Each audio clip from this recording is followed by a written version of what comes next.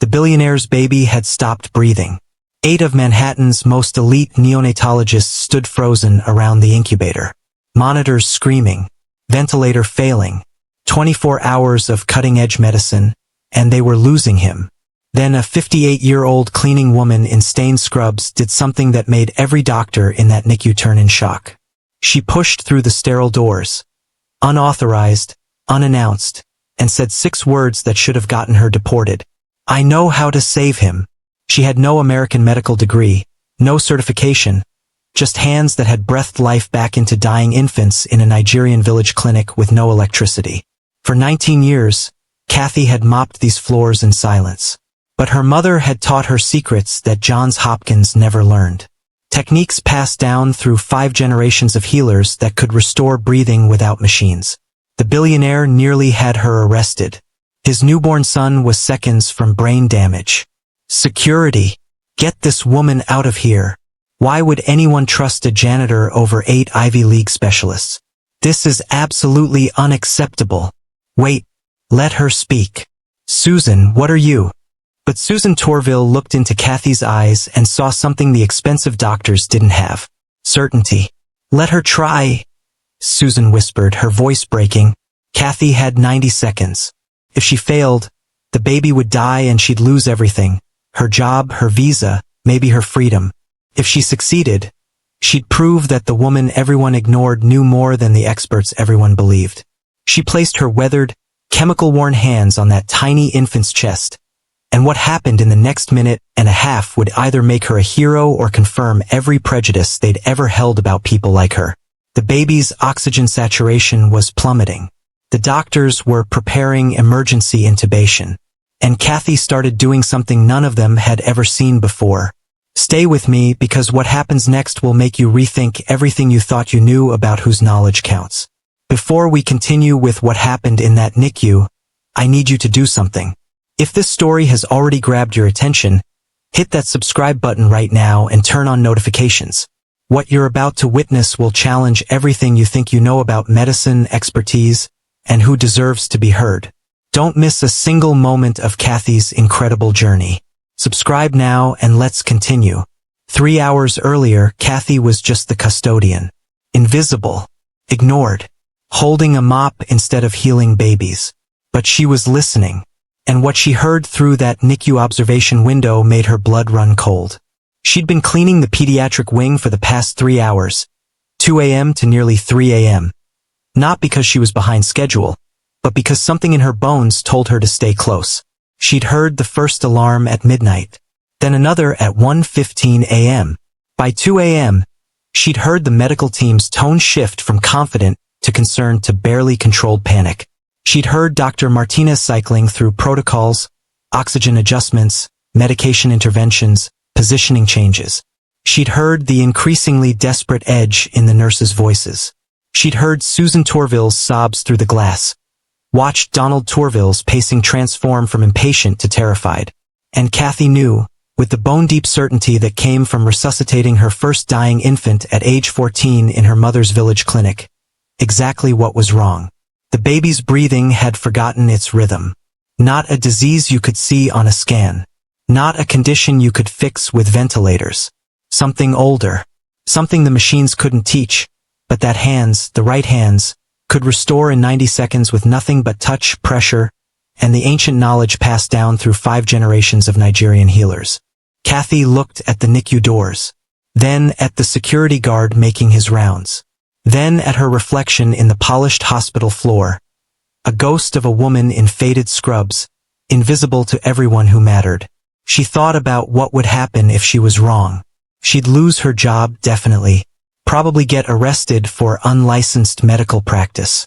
Might even be deported, ripped away from the grandchildren in Lagos who depended on the money she sent home every month. Then she thought about what would happen if she was right and did nothing. A baby would die. A mother would be destroyed. And Kathy would carry that weight for whatever years she had left. Another death she could have prevented. Another child lost while she stood by in silence. Her mother's voice echoed in her memory, clear as if Yatund Warner was standing right beside her. "Ikeen, a healer who refuses to heal is already dead." Kathy set down her mop, smoothed her stained scrubs, took one breath, then another, and pushed through the NICU doors. What would you risk to save a life when the world says you're nobody qualified to try? Kathy had learned to be invisible long before she left Nigeria. It was a survival skill she developed as a young woman in a village where sometimes being noticed by the wrong people meant danger. Where being too confident, too visible, too bold could make you a target. When you grow up in a place where resources are scarce and power is jealously guarded, you learn quickly that the safest way to exist is to take up as little space as possible. To speak softly, to lower your eyes, to let others take credit for your work, to become a shadow. She'd brought that survival skill with her to America 19 years ago. $3.40 in cash, a widow's grief, and guilt so heavy it had bent her spine. And in New York, invisibility had served her well. It kept immigration officers from looking too closely at her paperwork. It kept supervisors from asking questions about her past. It kept her safe in a country that seemed designed to make people like her disappear. But invisibility came with a cost. Every time a doctor walked past her without seeing her face, Kathy felt a piece of herself dissolve. Every time she scrubbed blood from a delivery room floor, blood she could have prevented if anyone had listened, she felt her mother's legacy dying inside her. Every time she heard a baby cry and her hands ached to help, she felt the healer in her withering. For 19 years, she'd been invisible. For 19 years, she'd been silent. But tonight, standing in that NICU doorway watching a baby die while 8 brilliant doctors failed, Kathy made a choice. Tonight, she would be seen. At 2:47 a.m., Manhattan Memorial Hospital belonged to the ghosts. The day shift doctors had gone home hours ago. The evening nurses had clocked out at midnight. The hallways of the pediatric wing stretched empty and sterile under fluorescent lights that hummed like distant insects. The only sound was the rhythmic swish-swish of Kathy's mop against linoleum. A sound so familiar it had become the soundtrack of her existence. 19 years. 19 years of third-shift custodial work on this floor, and Kathy knew every sound the building made. She knew the whisper of the HVAC system cycling on at 2:15 a.m. She knew the mechanical click of the medication dispensary in the nurse's station. She knew the difference between the beep of a heart monitor and the chirp of an IV pump. She knew which floorboards creaked and which doors stuck and which windows rattled when the wind came from the east. She knew the hospital better than most of the doctors who worked here. But they didn't know her. Dr. Martinez had walked past her 47 minutes ago, coffee in hand, eyes on his phone, and hadn't even registered her presence. A nurse had nearly collided with her cleaning cart at 1:30 a.m., muttered "excuse me" to the cart itself and kept moving. Earlier tonight, a father had stood 3 feet away from her, sobbing into his phone, and never once looked up to see the woman mopping around his expensive shoes. Invisibility was her superpower and her curse. Kathy wrung out the mop, the ammonia smell sharp in her nostrils, and pushed her cart toward the NICU observation area. She wasn't supposed to clean the actual NICU. That required special certification she didn't have. But she could maintain the viewing corridor where anxious parents pressed their faces against the glass, leaving fingerprints and sometimes tears. She was halfway through the corridor when the alarm started. Not the general alarm. Not the code blue announcement. Something specific. A pattern of beeps that made Kathy's hands freeze mid-stroke. Dirty water dripping from the mop head onto the floor she'd just cleaned. 3 short beeps. Pause. 2 long beeps. Pause. 3 short beeps again. Respiratory distress. Infant. Critical. Kathy's mop clattered against the bucket. She was moving toward the observation window before she consciously decided to move, her feet carrying 19 years of suppressed instinct toward the glass. Through the window she could see everything. The baby in the central incubator, surrounded by machines that blinked and hummed. His skin, she could see it even from here, was shifting from the healthy pink of life to something duller, grayer. His tiny chest moved in jerky, desperate attempts to pull in air that wasn't reaching his lungs the way it should. Around him, the medical team was mobilizing with the practiced efficiency of people who'd trained for this exact emergency. Dr. Martinez at the head, barking orders. 2 nurses adjusting equipment. A respiratory therapist checking the ventilator settings. Another doctor pulling up the baby's chart on a tablet, fingers flying across the screen. Everything they were doing was exactly what their training demanded. Everything they were doing was wrong.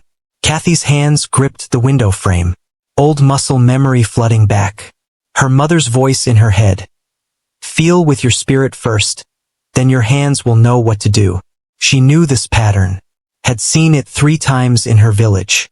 Twice her mother had saved the child. Once, the first time before Yatund had taught her the technique. The baby had died while the visiting doctor from Lagos had tried everything his medical textbooks recommended. The baby's breathing hadn't forgotten completely. It had lost its rhythm, fallen out of sync with its own tiny body's needs. Western medicine would try to force the rhythm back with machines. But you couldn't force it. You had to coax it, guide it, dance with it until the body remembered what it had known since the first human infant drew breath in the African cradle of humanity. 30 seconds passed. Kathy watched Dr. Martinez increase the oxygen flow. Watched the nurses reposition the baby. Watched the numbers on the monitors climb slightly, then fall again. Watched the team's movements become more urgent, more desperate.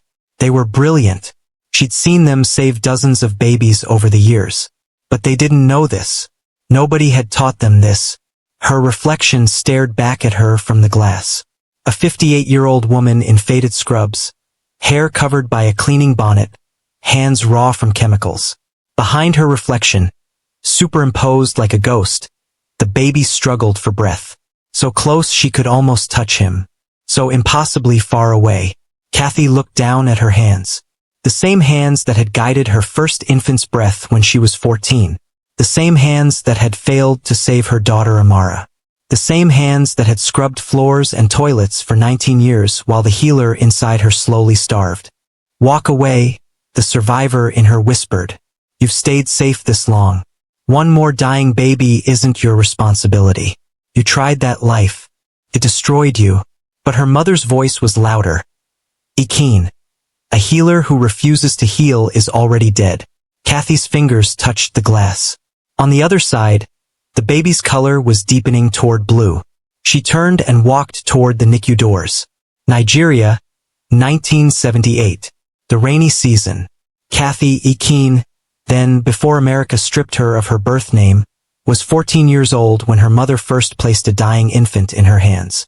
They'd been called to the Okonkwo home just after midnight. The baby, 3 weeks old, had stopped breathing properly around sunset. By the time Yatund Warner arrived with her daughter trailing behind, the family had already begun mourning. The grandmother was wailing. The father sat with his head in his hands. The mother clutched the gasping infant to her chest, rocking mechanically, her eyes already empty. Yatund had examined the baby with hands that moved like water, flowing, certain, reading the child's body the way others read books. Then she turned to her daughter and said the words that would change everything. Ikeen, you will do this one. Terror had flooded Kathy's body.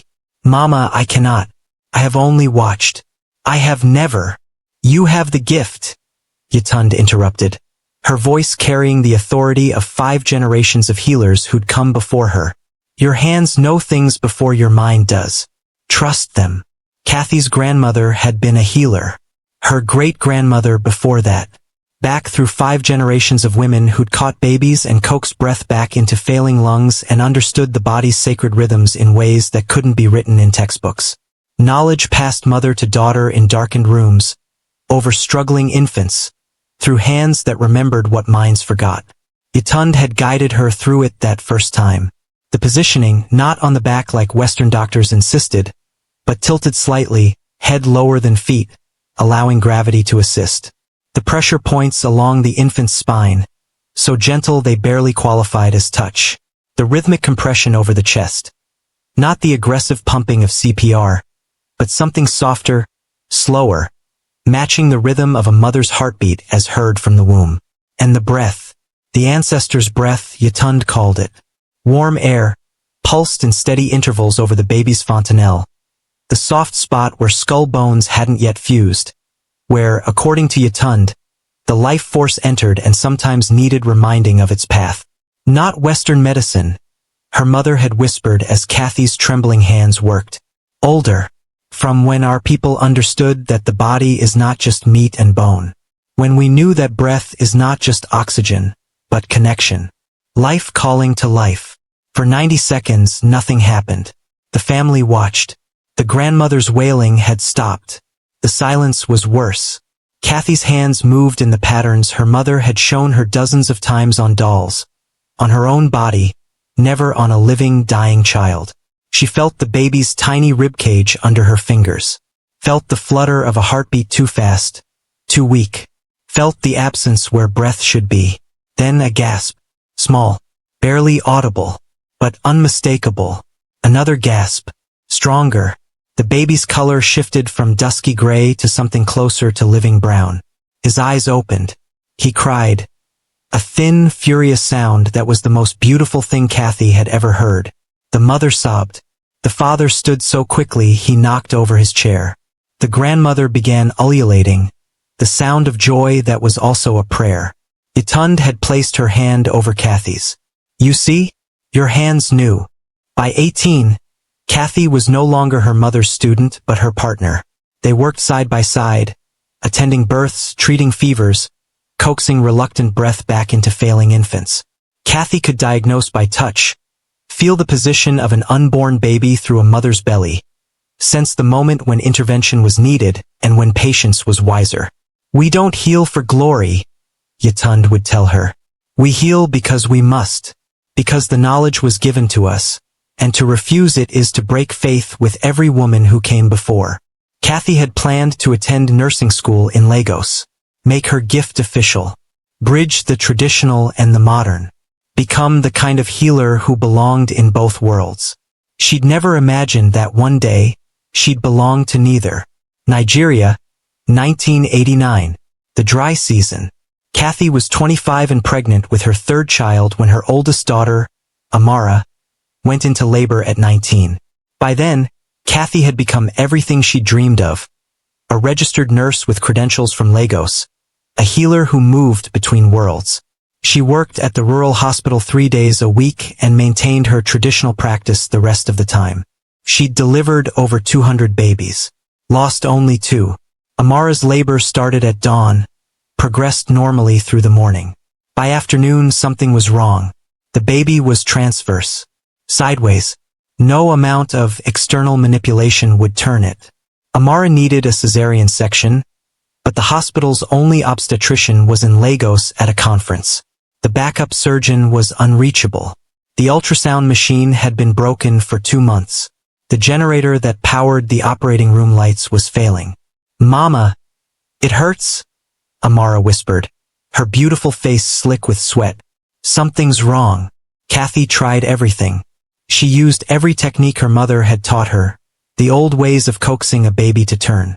She used every intervention her nursing training provided, medications to strengthen contractions, positioning to encourage rotation. She examined her daughter with hands that had guided hundreds of other babies safely into the world. Nothing worked. At 6:47 p.m., Amara began to hemorrhage.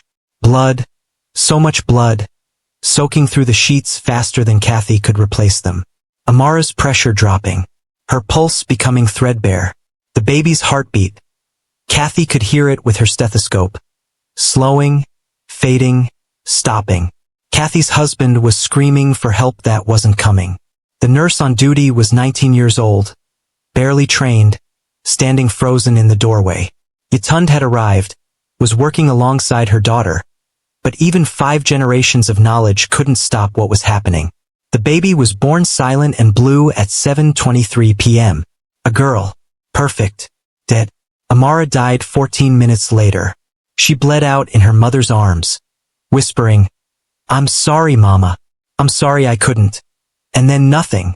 Just the terrible weight of her daughter's body going slack, going cold, going away.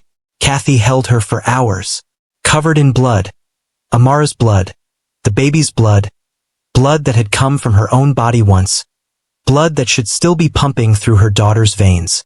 She rocked Amara the way she'd rocked her as an infant, whispered into her unhearing ear, "I'm sorry, I'm sorry, I'm sorry." Prayer. a confession, a mantra that would follow her for the next 30 years. Her husband blamed her that night and every night after. "You're a healer," he spat. "You save everyone else's children. Why couldn't you save your own?" The village whispered. How could Kathy Warner, daughter of the great Yatund, granddaughter of healers stretching back 5 generations, fail her own blood? Some said she'd been cursed. Others said she'd angered the ancestors. A few, the kindest ones, said nothing at all. Kathy stopped healing, stopped attending births, stopped everything. Her hands, which had known the language of life, now only remembered death. 6 months later, Yatund Warner died in her sleep. The official cause was heart failure. But Kathy knew the truth. Her mother had died of heartbreak, died watching her daughter, her gifted, brilliant daughter, destroy herself with guilt, died knowing that 5 generations of knowledge would die with Kathy's silence. At Yatund's funeral, Kathy stood at the grave and made a decision. Not to honor her mother's memory, not to heal, not to carry on the tradition, to run, to go somewhere so far away that no one would know what she'd been, what she'd lost, what she'd failed to save. Somewhere she could be invisible, somewhere the ghosts couldn't follow. She left Nigeria 3 months later, left her surviving children with their father's family, left her mother's grave and her daughter's grave and the hospital room where everything had ended. She came to America not seeking opportunity, but seeking oblivion. She'd found it, for 19 years, pushing a mop through hospital corridors, invisible to everyone including herself. Until tonight. Kathy arrived in America in January 2005, 41 years old, widowed, carrying 1 suitcase and $340 in cash sewn into the lining of her coat. Her niece had promised her a place to stay in Brooklyn, help finding work, a fresh start in a country where nobody knew what she'd failed to do. The fresh start was a mattress on the floor of a 1-bedroom apartment shared with 5 other Nigerian immigrants. The help finding work was a list of restaurants that hired undocumented workers to wash dishes for below minimum wage. The place to stay cost $200 a month she didn't have. For the first 3 months, Kathy worked 3 jobs. Breakfast shift at a diner in Queens, afternoon cleaning houses in Manhattan, overnight stocking shelves at a grocery store in the Bronx. She slept 4 hours a night on that mattress on the floor, surrounded by strangers snoring, and sent every extra dollar back to Nigeria, to her surviving children and the grandchildren she'd abandoned in her grief. The custodian position at Manhattan Memorial Hospital came through a church connection, a miracle the pastor called it. Stable employment. 1 job instead of 3. Night shift which paid slightly more. After 6 months of reliable work, they'd even helped her secure a work visa. Legal status. Safety. Invisibility. Kathy made herself small on purpose. Spoke minimal English despite being fluent. Less English meant fewer questions, fewer conversations, fewer chances to slip and reveal who she'd been. Kept her head down. Never made eye contact with doctors or nurses unless absolutely necessary. Became furniture, background, part of the hospital's architecture rather than its humanity. She watched American medicine from the margins. Saw brilliance, technology that would have saved Amara, expertise that could work miracles. But also saw blind spots. Doctors who never touched their patients, who diagnosed through screens. Protocols that ignored what hands could feel. Certainty that if something wasn't in a textbook, it wasn't real. Every month she sent money home. Her children, the 2 who'd survived, had children of their own now. 7 grandchildren total that Kathy knew mostly through blurry photos sent via email. They called her sometimes, voices bright and distant, and she'd pretend everything was fine. Pretend she was successful in America. Pretend she wasn't scrubbing toilets and emptying trash while the healer inside her slowly starved. She never mentioned her past. Never told coworkers she'd been a nurse, a midwife, a healer. Too painful. Too complicated. Too likely to invite questions she couldn't answer without falling apart. The visa anxiety never left. 1 mistake, 1 complaint, 1 violation, 1 person deciding she was more trouble than she was worth and she'd be deported. Sent back to Nigeria, to the graves, to the village that whispered about her failure. She couldn't risk it. Couldn't risk anything.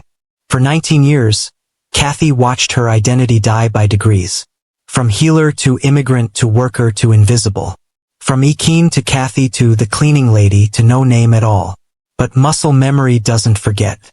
Her hands still recognized the sound of distressed breathing.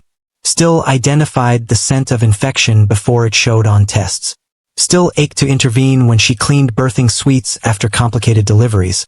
Seeing evidence of interventions that hadn't been necessary. Problems that could have been solved with touch instead of surgery. One night, it had been maybe year 15, maybe 16, they blurred together. Kathy was scrubbing down a birthing suite after a successful delivery. Routine cleaning. She found a tiny blanket that had been left behind. Pale yellow with white elephants, soft as a prayer. She should have bagged it for the laundry. Should have moved on to the next room. Instead, she pressed it to her face. Breathed in the smell of new life, of possibility, of everything she'd lost. And wept. Silently because even her grief had learned to be invisible. Great shaking sobs that produced no sound. Tears that left no trace. Then she carefully folded the blanket. Placed it in the laundry bag. Returned to work. This was survival. This was penance. This was the rest of her life. Until tonight, when a baby stopped breathing and 19 years of silence shattered. Donald R. Tourville's world ran on a simple principle. Money solved problems. At $4.2 billion net worth, real estate empire built on luxury condos and commercial properties across 3 continents. He'd never encountered a problem that couldn't be solved with enough zeros on a check. His third wife's pregnancy would be no different. Susan A. Tourville, 34, former marketing executive who'd given up her career when she married Donald 2 years ago, was having what the doctors called a geriatric pregnancy. Advanced maternal age. High risk. Donald had responded the way he always did to risk. He'd thrown money at it. The best obstetrician in New York. Monthly ultrasounds instead of the standard schedule. A nutritionist, a personal trainer certified in prenatal fitness, a doula, a pelvic floor therapist. Susan's pregnancy had been monitored with the intensity of a space shuttle launch. When her water broke at 37 weeks, Donald had her in Manhattan Memorial's executive birthing suite within 40 minutes. The suite cost $15,000 per night, more than Kathy made in 4 months, and looked less like a hospital room than a 5-star hotel. Hardwood floors, a king-sized bed, a sound system playing curated ambient music, lighting that could be adjusted to match circadian rhythms. The dream team had been assembled weeks in advance. Dr. James Martinez, head of neonatology, widely published, poached from Johns Hopkins with a compensation package that included equity in Donald's latest development project. Dr. Rachel Kim, high-risk obstetrics, who'd successfully delivered 3 other billionaires' babies. 6 specialists on standby: anesthesiology, pediatric cardiology, maternal fetal medicine, surgical, respiratory, infectious disease. The delivery had been successful technically, also traumatic. 28 hours of labor that ended in an emergency C-section when the baby's heart rate began dropping. Susan had hemorrhaged on the table. Not catastrophically, but enough to require transfusions, enough to turn the sterile surgical theater into something that looked like a crime scene. But the baby was fine. Perfect. 6 pounds, 3 ounces. Initial APGAR score strong. A son. An heir. Susan had been stabilized, stitched up, medicated into a fog of exhaustion and painkillers. She'd held the baby for 17 minutes before the pediatric team whisked him away for evaluation. Precautionary, they'd assured her. Standard protocol for C-section births. Nothing to worry about. Donald had stood in the hallway outside the operating room, hands shaking with relief, and called his lawyer, his publicist, his mother. "It worked," he'd said into the phone. "Money can solve anything. We got the best and it worked." The baby, they'd named him Christopher, after Donald's grandfather, had been transferred to the NICU for observation. Not because anything was wrong, Dr. Martinez had emphasized. Just monitoring. 24 to 48 hours, standard practice, better safe than sorry. Donald had nodded, understanding the language of risk management. He'd built an empire on calculating odds, buying insurance, controlling variables. The NICU was just another form of insurance. Another layer of protection his money could buy. In the penthouse apartment overlooking Central Park, $14 million, 6 bedrooms, views that made visitors gasp, the nursery waited. Designed by the same firm that had done celebrity homes featured in Architectural Digest. A custom crib that had cost $47,000, hand-carved from sustainable teak, fitted with a mattress developed by sleep scientists, organic cotton sheets, a mobile that cost more than a used car, each element hand-blown by a glass artist in Vermont.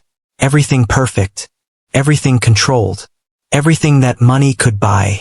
At the exact moment Donald was photographing that $47,000 crib to send to his publicist, Kathy was sitting on a bench outside the hospital service entrance, eating a 99-cent bodega sandwich, egg and cheese on a roll, her usual 3 a.m. meal, and watching ambulances come and go.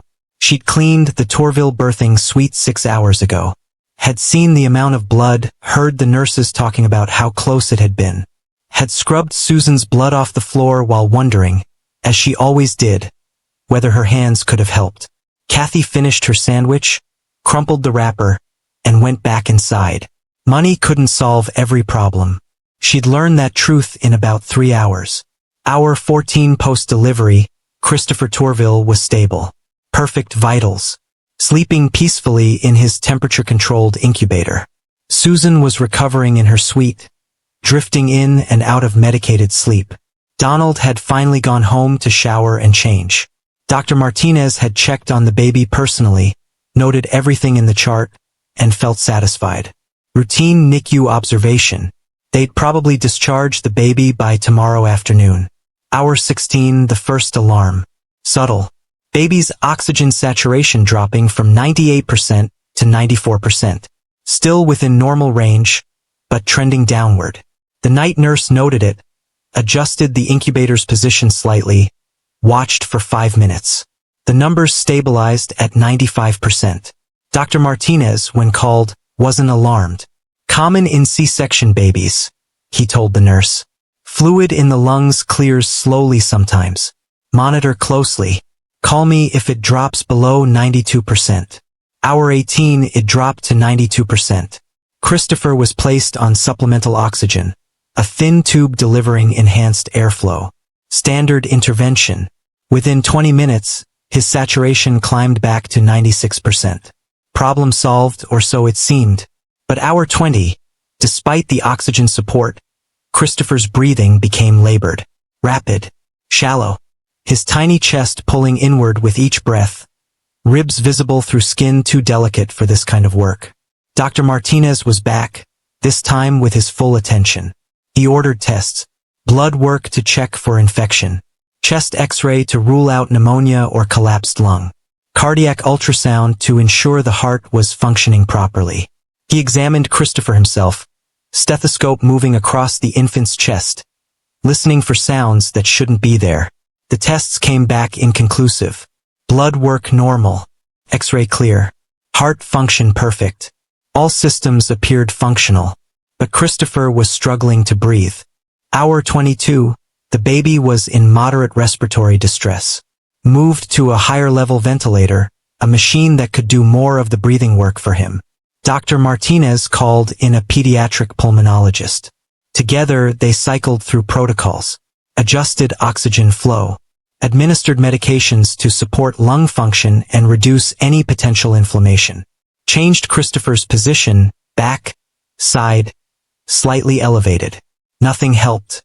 The baby's condition continued its slow, steady decline. Hour 23, Dr. Martinez stood surrounded by 7 other specialists, all staring at monitors displaying Christopher's vital signs, at tablets showing his test results, at screens full of data that should tell them what was wrong. None of it made sense. Every number said the baby should be breathing fine, but Christopher was dying anyway. Kathy had been cleaning nearby rooms for the past 3 hours. Not her usual route, she should have been on a different floor by now, but something kept her circling back to the pediatric wing. She'd emptied the same trash bin twice, mopped the same corridor 3 times. She was outside the NICU observation window when she saw it. 8 of Manhattan's finest doctors huddled around monitors and tablets. Nobody touching the baby. All diagnosis through screens, through data, through numbers that couldn't explain what was happening. Kathy watched Dr. Martinez zoom in on the chest X-ray for the third time, as if staring harder would reveal something he'd missed. Watched the pulmonologist scroll through medical literature on her tablet, searching for a condition that matched these symptoms. Watched the team debate medication dosages and ventilator settings, their hands gesturing at screens while Christopher struggled alone in his plastic box. She knew this pattern, had seen it twice in her village. Once in Lagos, when she'd been called to consult before Amara's death destroyed her. The baby's breathing hadn't forgotten completely. It had lost its rhythm, fallen out of sync with itself. Like a musician who'd forgotten the song but still remembered individual notes, could play them but not in the order that made music. Not a disease, not an infection, not something you could see on a scan or fix with medication. Something older, something that required hands, not machines, touch, not data. Kathy's fingers pressed against the glass. Inside, an alarm began to sound. Christopher's oxygen saturation was dropping again. 89%, 87%, 85%. The team was preparing for intubation, a breathing tube down his throat, life support. Kathy closed her eyes, felt her mother's hands over hers, the way Yatund had guided her through that first intervention 46 years ago. Your hands know, Ikin. Trust them. The alarm pattern changed. 3 short beeps. Pause. 2 long beeps. Respiratory failure. Imminent. Kathy's decision was already made. If you're still watching at this point, drop a comment with, "I'm still here." Let's see who's truly following this shocking story. What Kathy is about to do will either save a life or destroy her completely. Don't stop now, you need to see what happens next. Hour 24. 2:47 a.m. exactly. Kathy was 20 feet away, emptying a trash bin she'd already emptied an hour ago, when the alarm pattern changed. Not the steady beeping she'd been hearing for the past hour. Something different. Urgent. Final. 3 short beeps. Pause. 2 long beeps. Pause. 3 short beeps. The sound every healer learns to dread. The sound that means there's no more time. Kathy dropped everything. The trash bag hit the floor. Her cart rolled backward. Forgotten. She was running toward the NICU observation window, her worn sneakers squeaking against linoleum, 19 years of invisibility shattering with each step. Through the glass, organized chaos. Christopher's color was shifting from pink to dusky gray to something approaching blue. Monitors screaming their warnings in a cacophony that filled the NICU. Dr. Martinez at the incubator, personally bagging the infant, squeezing a blue rubber bulb attached to a mask over Christopher's tiny face, manually forcing air into lungs that wouldn't accept it. Each squeeze should have made the baby's chest rise. Barely moved. The respiratory team was preparing for intubation. Someone wheeling over a crash cart. Another doctor drawing up medications. Hands moving with practiced efficiency through a protocol they'd rehearsed dozens of times. Everything they were doing was exactly right. Everything they were doing wouldn't work. Then Susan burst through the NICU doors in a wheelchair, her surgical incision barely 24 hours old. Hospital gown spotted with blood where she'd torn stitches, forcing herself upright. "My baby!" she screamed. "What's happening to my baby?" 2 nurses descended on her immediately, trying to turn the wheelchair around. "Mrs. Torville, you can't be in here. You need to. Get off me." Susan's voice raw, animal. "That's my son. That's my son." Donald arrived seconds later, still in the suit he'd changed into hours ago, face gray with terror that money couldn't solve. He grabbed the doctor's arm. "What's happening? Why isn't he breathing? You said he was fine." Kathy stood at the window, both hands pressed against the glass now. Her reflection stared back at her. A 58-year-old woman in stained scrubs, invisible, powerless, watching an infant die while 8 brilliant doctors tried everything she knew wouldn't work. Behind her reflection, Christopher was turning blue. The internal war crashed over her like a wave. If she stayed silent, he died. Certainty. Absolute. She could see death approaching in the baby's color, in the desperate rhythm of the manual respirator, in the increasing panic of the medical team. But if she spoke up, if she pushed through those doors and put her hands on that baby, she might kill him anyway. Might be wrong after 19 years of not practicing. Might cause harm through intervention. And even if she was right, even if she saved him, she'd destroy herself. Lose her job. Get arrested.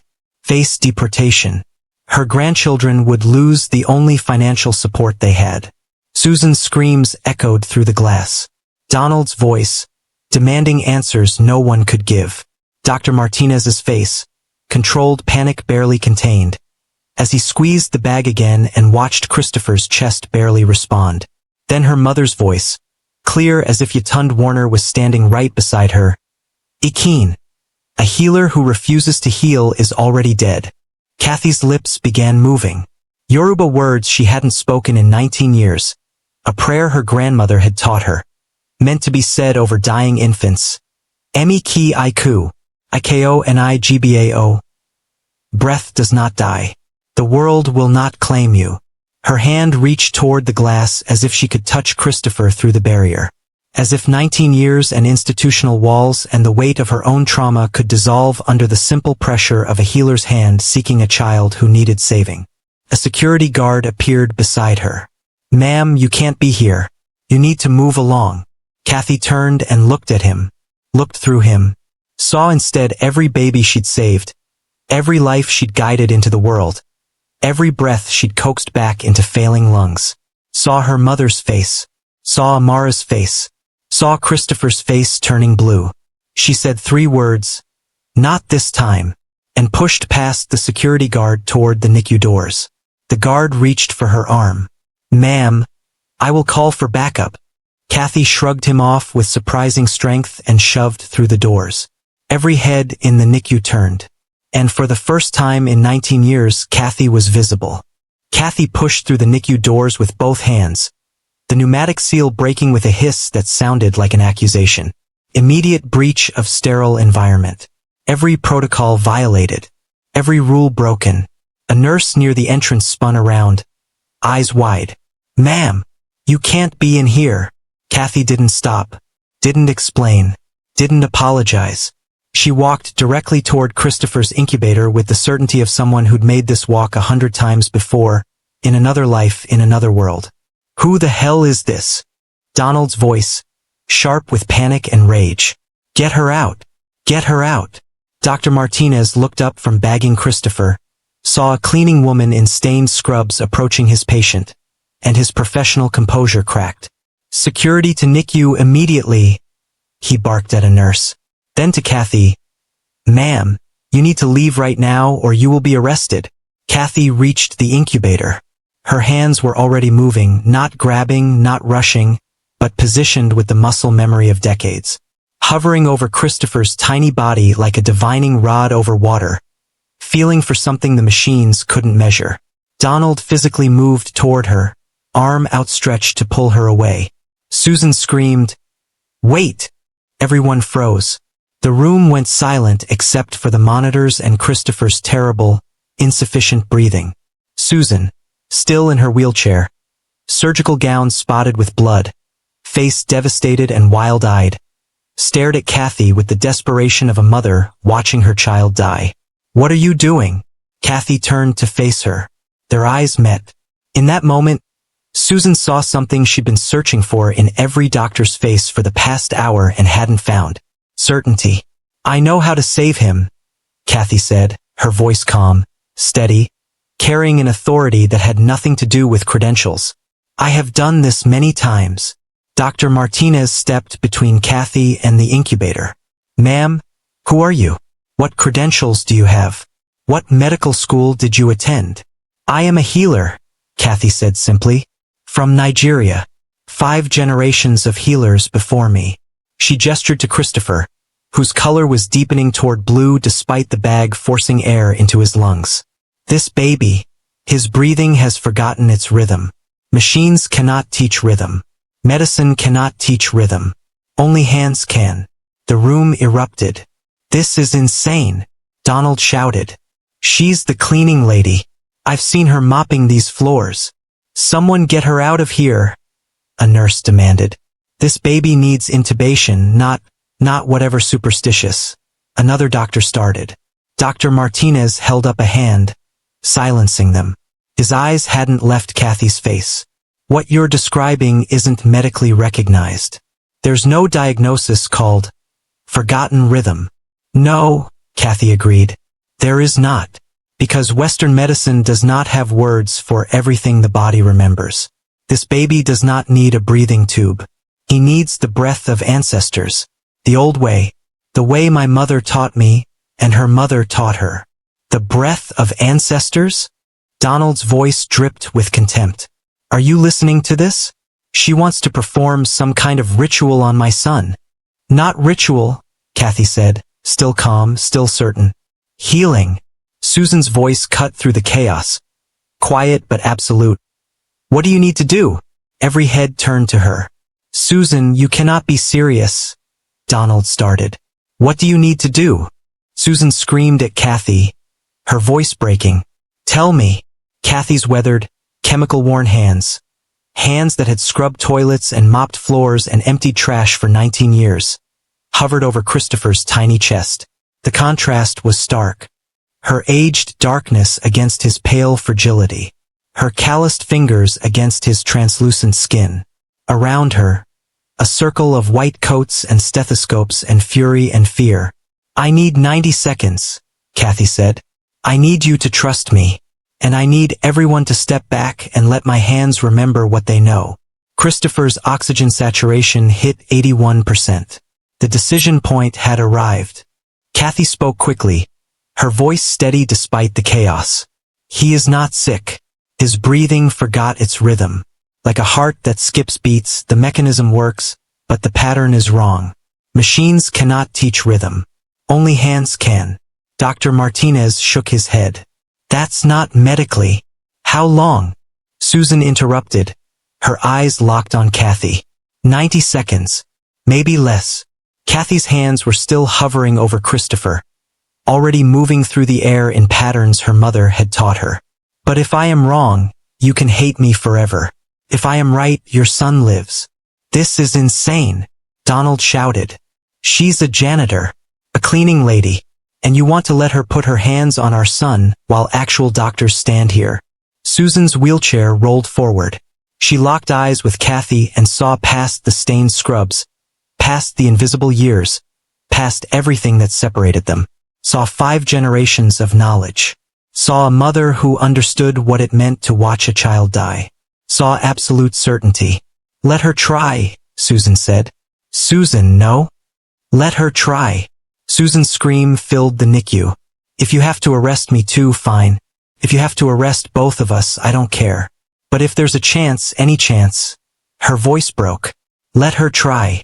She threw her body forward in the wheelchair, positioning herself between Kathy and the security guard who'd just entered. Touch her and you go through me first. Dr. Martinez made a split-second calculation. Christopher's oxygen saturation, 79%. Brain damage threshold, approaching fast. Nothing else working. The mother giving consent. He stepped back. 90 seconds, he said to Kathy. Then I intervene. Kathy's hands descended to Christopher's body. She tilted him first, not flat on his back but slightly angled, head lower than feet, the position her mother had taught her to let gravity assist the breath's return. Her fingers found pressure points along his spine, so gentle the monitors barely registered the touch. Then her hands moved to his chest. Not the aggressive compressions of CPR, but something rhythmic, slower, matching the pace of a resting heartbeat. The rhythm a baby hears in the womb. The first rhythm any human knows. She began to tone in Yoruba. Not singing, not chanting, just low vocal sounds that resonated in her chest, and threw her hands into Christopher's tiny body. Emmy, Emmy, Emmy. Breath, breath, breath. The room watched in horrified silence. 20 seconds passed. Christopher's color stayed blue-gray. His chest barely moved. 40 seconds. His color was getting worse, not better. Donald's voice, desperate. Stop this. Stop this right now. Dr. Martinez reached toward the incubator. Ma'am, I need to. Wait, Susan whispered. Please. Wait. 60 seconds. Nothing. Dr. Martinez's hand was on Kathy's shoulder, about to pull her away. Kathy's voice continued, steady, certain. Emmy, Emmy, Emmy. Her hands maintained their rhythm. Her mother's hands over hers, invisible but present. 5 generations of healers breathing through her fingers. 75 seconds. A gasp. Small. Almost nothing. But unmistakable. 80 seconds. Another gasp. Stronger. Then a cry. Thin. Furious. The sound of an infant remembering how to demand life. Christopher's color shifted. Blue-gray to dusky pink to healthy brown pink. Like watching a flower bloom in time-lapse. His chest began rising and falling on its own. Steady, rhythmic, natural. The monitors changed. Oxygen saturation climbing. 82%. 85%. 89%. 92%. 95%. His breathing stabilized. Deep. Regular. Independent. The NICU went silent except for Christopher's crying and the monitor's steady beeping. Kathy stepped back, her hands trembling violently. Her legs gave out and she slid down the wall until she was sitting on the floor. Her stained scrubs bunched around her. Her face wet with tears she didn't remember starting. "Thank you, Mama," she whispered in Yoruba. "Thank you, thank you, thank you." Susan's sob of relief echoed through the room. She reached for Christopher, and a nurse, moving automatically, lifted him from the incubator and placed him in his mother's arms.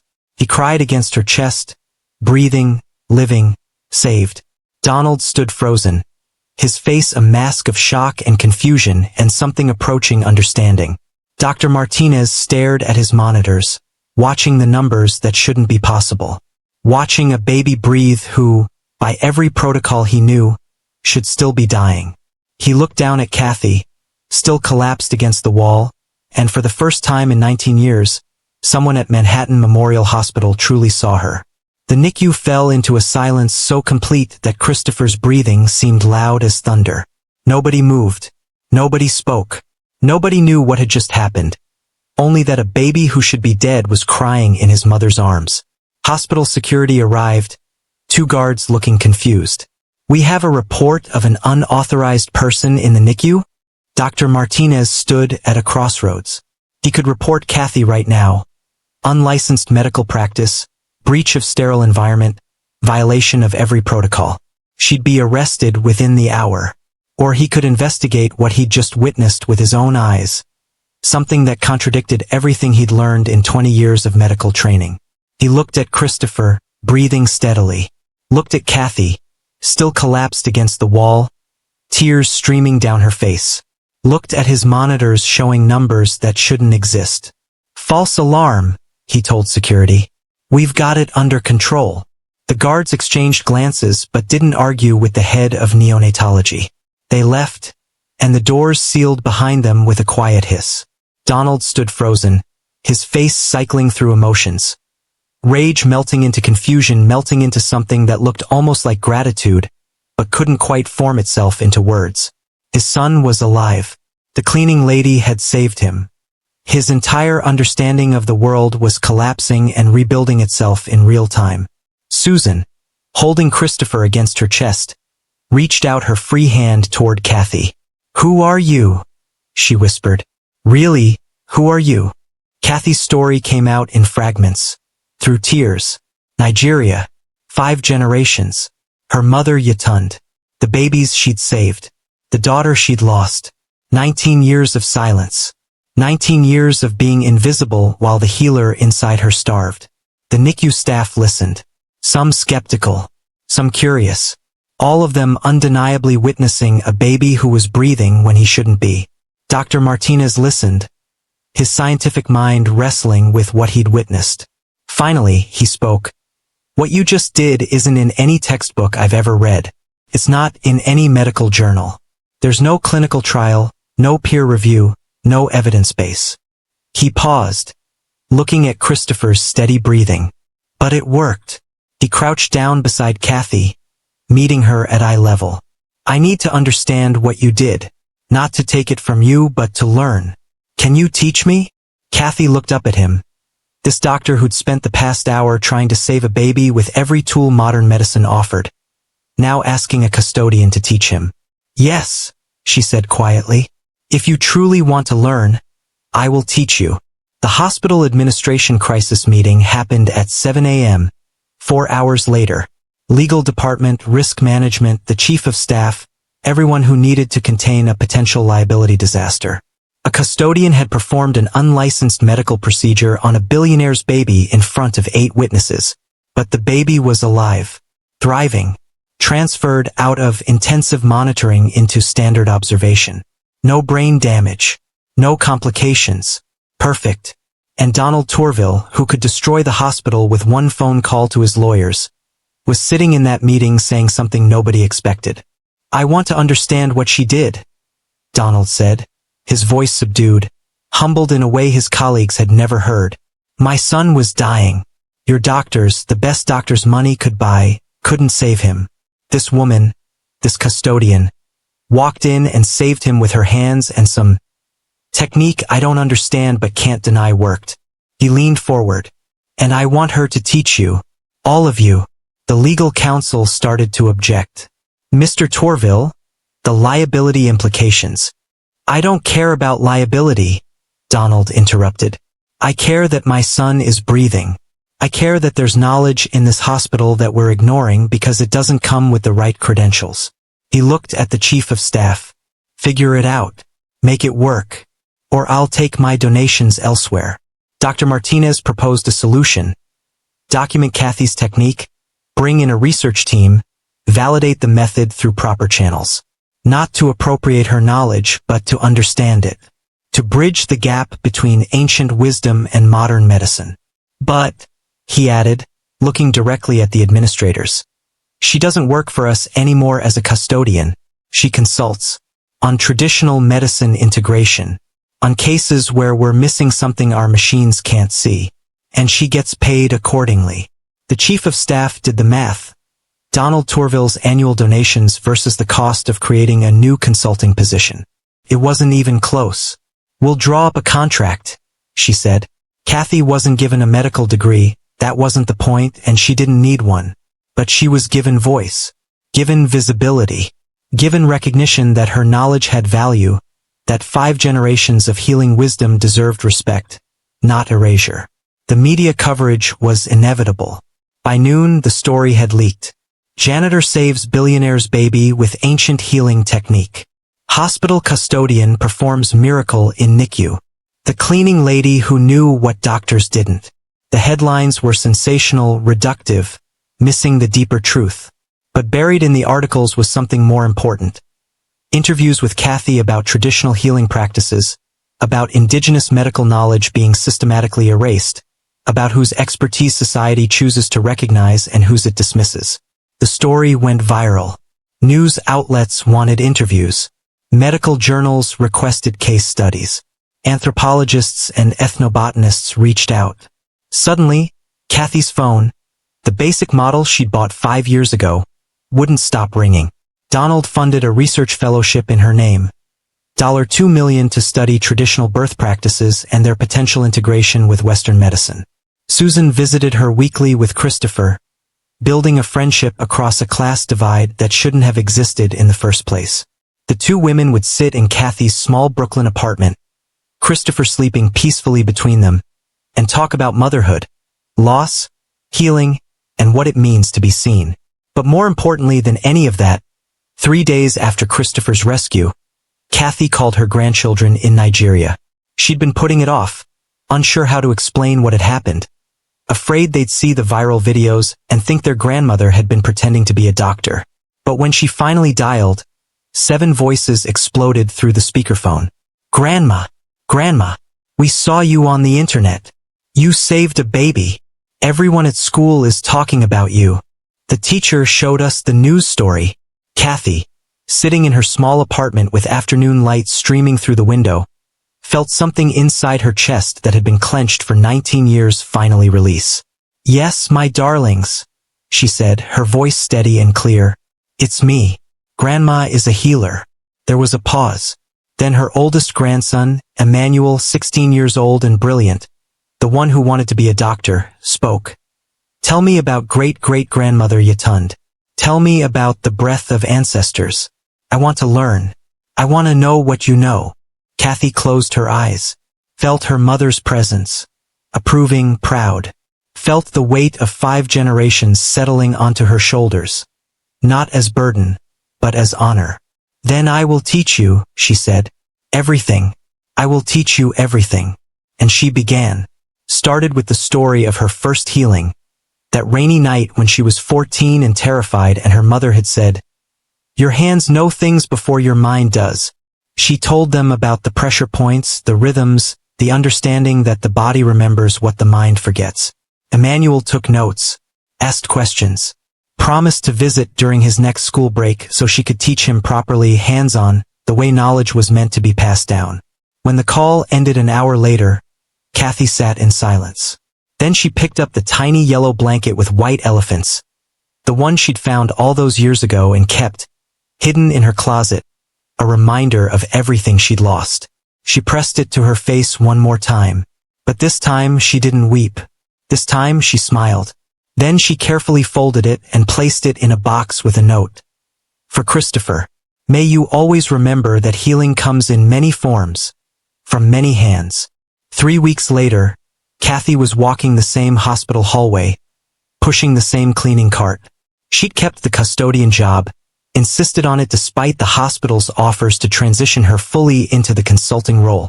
The work grounded her, she explained, kept her humble, reminded her where she'd been and how far she'd come. She was mopping near the nurse's station when she heard rapid footsteps behind her. "Kathy!" She turned. Dr. Martinez was hurrying toward her, tablet in hand, face urgent but not panicked. "Kathy, do you have a moment?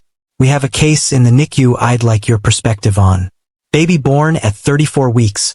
Breathing's irregular. Nothing showing up on scans. I keep thinking about what you said, about rhythm, about what the body remembers." Kathy set down her mop, followed him toward the NICU. They walked side by side, doctor and healer, teacher and student, equals. Other staff members they passed didn't look through her anymore. A nurse nodded. A resident stepped aside respectfully. An attending doctor said, "Good morning, Ms. Warner." She was visible. She was valued. She was known. At the NICU doors, Dr. Martinez held them open for her. "After you." Kathy stepped through into the controlled environment where machines beeped and monitors glowed and tiny lives hung in balance. But now she belonged here, not as a custodian, as a healer.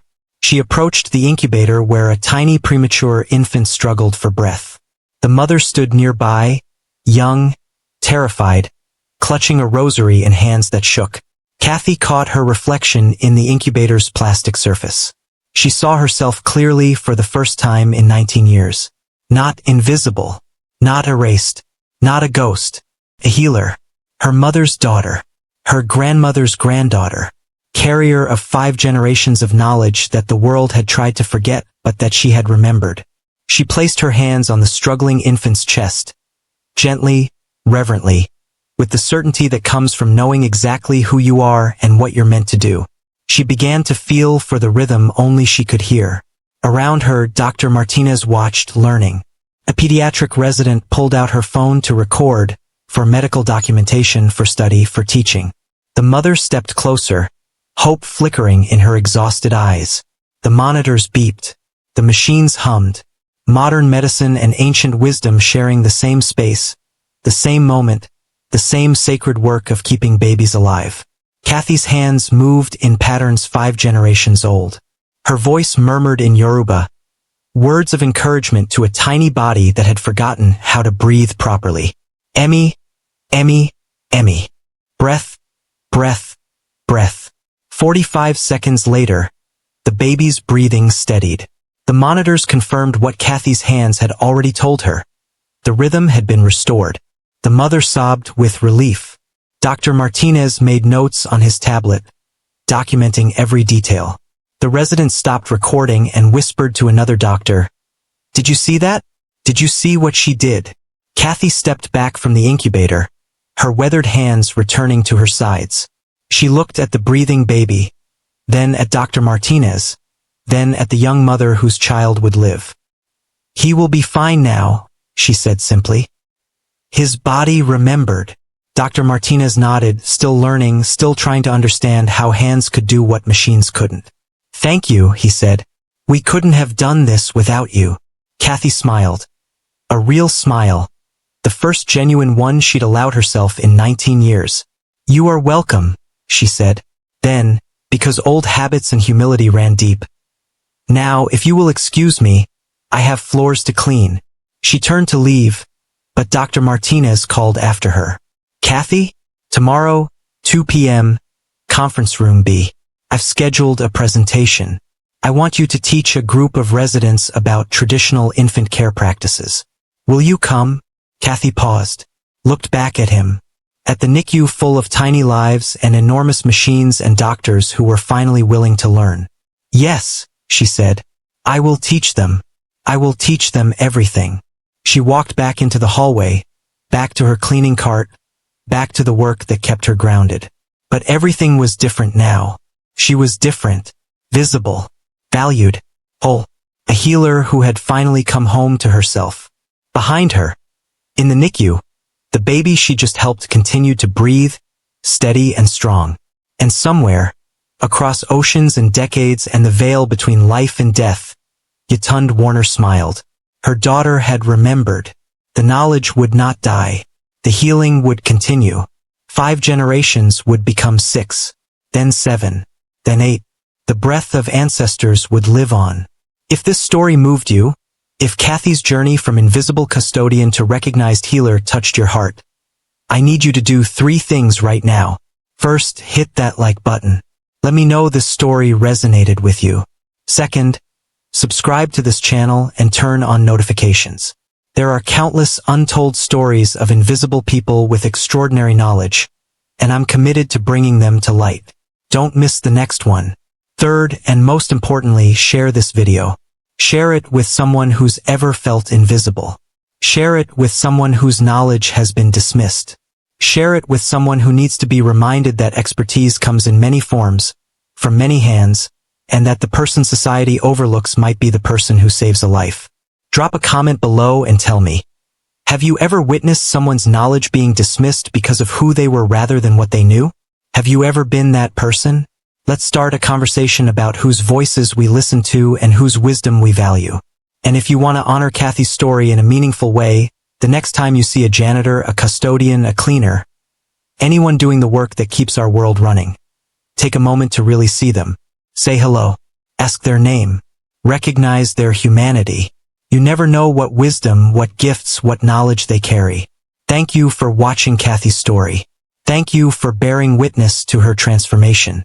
And thank you for being part of a community that believes everyone deserves to be seen. Until next time, remember, the people you ignore might be the people who save your life.